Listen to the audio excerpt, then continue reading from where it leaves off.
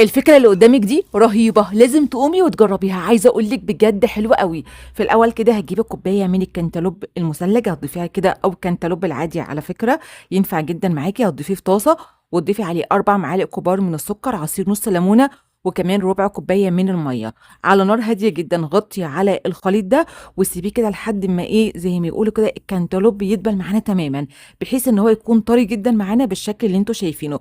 بس اهم حاجه لازم كل شويه يعني نشيل من عليه الغطا، نديله تقليبه بحيث ان احنا نضمن ان هو يطرى معايا تماما. بعد بقى ما طرى معايا بالشكل ده هناخده وبالشوكه ابداي كده ان انت اهرسيه ناعم، او كمان تقدري تهرسيه بالهاند بلندر لو انت حابه. بس انا بالنسبه لي بالشوكه افضل بكتير، لان انا يعني محتاجه ان هو يكون تقيل معايا شويه، مش عايزه يكون قوامه خفيف. هنركنه على جنب ونسيبه يبرد معايا شويه، وتعالوا بقى نجهز الخطوه الثانيه.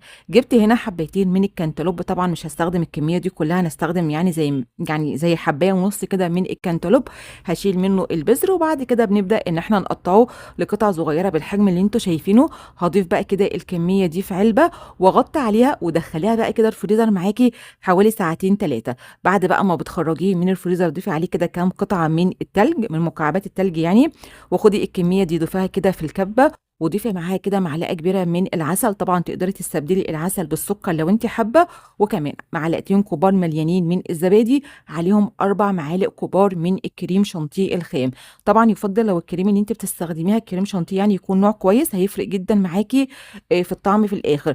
بعد كده هنبدا ان احنا نخلطهم مع بعض كويس جدا. وعايزه اقول لك بقى ان انت لو عندك مضرب كهرباء هيخلي الوصفه دي معاكي في الاخر رهيبه. بس انا بصراحه حبيت ان انا يعني اعمله في الكبه، لان طبعا المضرب مش متوفر في كل البيوت، فحبيت ان انا استخدم المره دي الكبه. بس بصراحه يعني خلطت كتير جدا لحد ما وصلت للقوام الكريمي اللي انتوا شايفينه.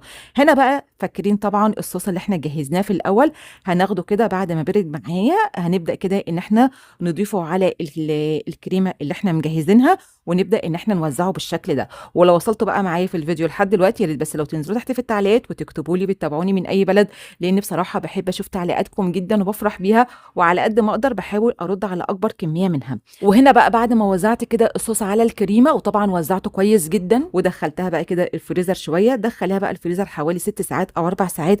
وتعالوا بقى مع بعض كده اوريكم احلى واسرع واجمل ايس كريم كانتالوب، طعمه لذيذ جدا، وزي ما انتم شايفين القوام كريمي جدا معانا. اما بقى بالنسبه للصوص اللي احنا كنا مجهزينه مع الكنتالوب، يعني عايزه اقول لكم مودي الطعم حرفيا في حته تانية خالص. زي ما انتم شايفين كريمي جدا وبطريقه سهله مفيش ابسط منها. وبتمنى بقى لو الفكره عجبتكم لايك بقى لاختكم، وقدموه بالف هنا وشفا.